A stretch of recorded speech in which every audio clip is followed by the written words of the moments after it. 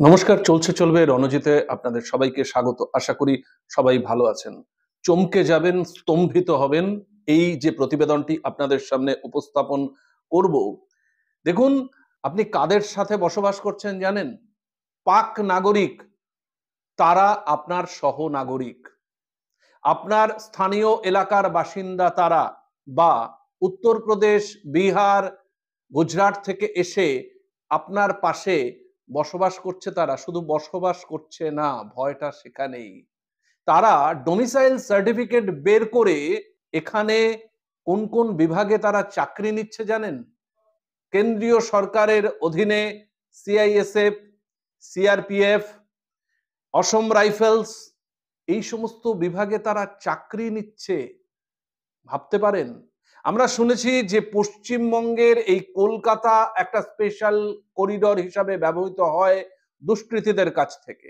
এই কলকাতার বুক থেকে বারে বারে, এবং শুধু কলকাতা নাই, পশ্চিমবঙ্গের বিভিন্ন প্রান্তে দুষ্কৃতীরা ছড়িয়ে ছিটিয়ে থাকে। বিভিন্ন উগ্রপন্থীরা এখানে এসে তাদের নিরাপদ আশ্রয় হিসাবে এটা ব্যবহার করে।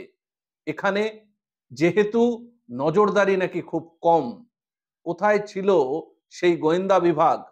এটা আমি বলছি না, এটা সিবিআই রিপোর্ট। কোনো একটা ঘটনার সূত্রপাত খুঁজতে গিয়ে তারা এই রকম কেউটে তাদের সামনে বেরিয়ে আসলো। ভাবতে পারছেন? তারা কোন জায়গায় চাকরি নিচ্ছে? এই প্রতিরক্ষা দপ্তরগুলো যেগুলো মানুষের নিরাপত্তা দেয়। সিআইএসএফ কোথায় থাকে? বিমানবন্দরে। এই সিআরপিএফ কোথায় থাকে? এমন এমন জায়গায় তাদের পোস্টিং থাকে যেগুলো সাধারণ মানুষ, সরকারি সম্পত্তি, এবং যাতে কোনো রকম ন্যাচারাল ডিজাস্টার না হয় সেগুলো প্রোটেক্ট করবার জন্য সেখানে থাকে। তারা সুরক্ষিত রাখে দেশকে। আর সেই জায়গায় যদি পাকিস্তানের কোনো অধিবাসী এসে চাকরিটা নেয় ভুয়ো সার্টিফিকেট দেখিয়ে, তাহলে বিপদটা তো যে কোনো সময় ওই 9/11 হতে পারে, যে কোনো সময় ওই বোম্বে কাসাফের আক্রমণ হতে পারে, যেটা পার্লামেন্টে আপনারা দেখেছেন। এবারে আসি মূল বিষয়ে। ব্যারাকপুর সাব ডিভিশনে এসডিও অফিস থেকে এরকম 250টা সার্টিফিকেট বেরিয়েছে, যেগুলোতে ডমিসাইল সার্টিফিকেট বা কাস্ট সার্টিফিকেট সেখান থেকে বের করা হয়েছে চাকরির প্রয়োজনে। ডমিসাইল সার্টিফিকেটের ব্যাপারে হয়তো অনেকেই জানেন, তাও আরেকবার যারা জানেন না তাদের জ্ঞাতার্থে বলি। এই ডমিসাইল সার্টিফিকেটটা যে কোনো চাকরির ক্ষেত্রে এখন ব্যবহৃত হয়, প্রয়োজনীয়। কেন? যে আপনি সেই অঞ্চলের বাসিন্দা কিনা তার স্বীকৃতি, তার শংসাপত্র কে দেন?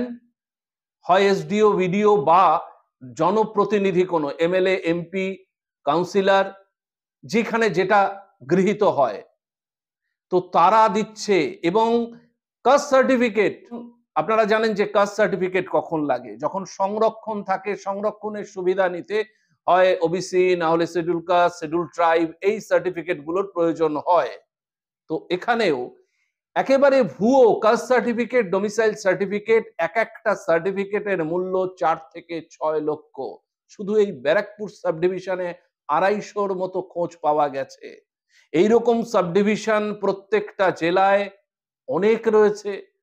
ভাবুন, এই ব্যারাকপুর সাব ডিভিশনে যদি এতগুলো বেরোতে পারে, তাহলে সারা পশ্চিমবঙ্গের অবস্থা কিরকম? এবং প্রত্যেকটি বিভাগে, এই কেন্দ্রীয় সরকারের অধীনে যে সমস্ত বিভাগগুলো রয়েছে, যেখানে আমাদের দেশের নিরাপত্তা সুনিশ্চিত করার জন্য এদেরকে নিয়োগ করা হয়, এবং সেখানে এই পাক অধিবাসী তারা চাকরি পাচ্ছে ভুয়ো সার্টিফিকেট দেখিয়ে।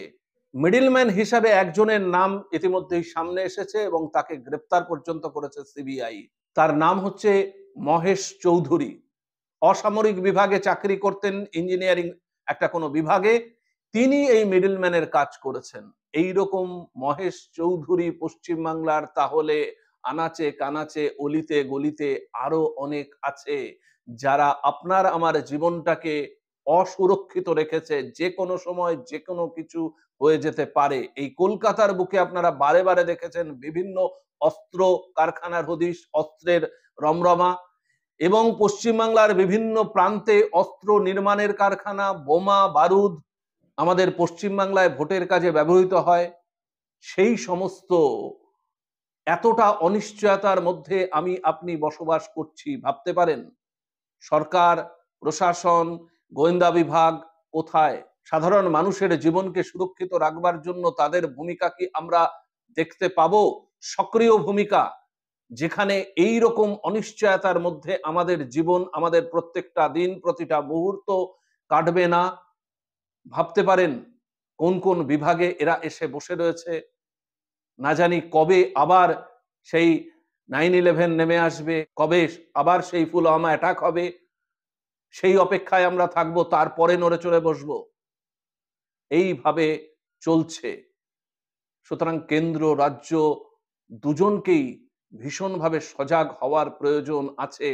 এই সমস্ত আমাদের অনভিপ্রেত ঘটনা ঘটে যাওয়ার আগেই কড়া হাতে মোকাবিলার জন্য সচেষ্ট হওয়া। আমরা এই সমস্ত খবর আপনাদের সামনে ক্রমাগত তুলে ধরবো। আপনাদের চোখ থাকুক, চলছে চলবে রণজিতের সাথে। ধন্যবাদ।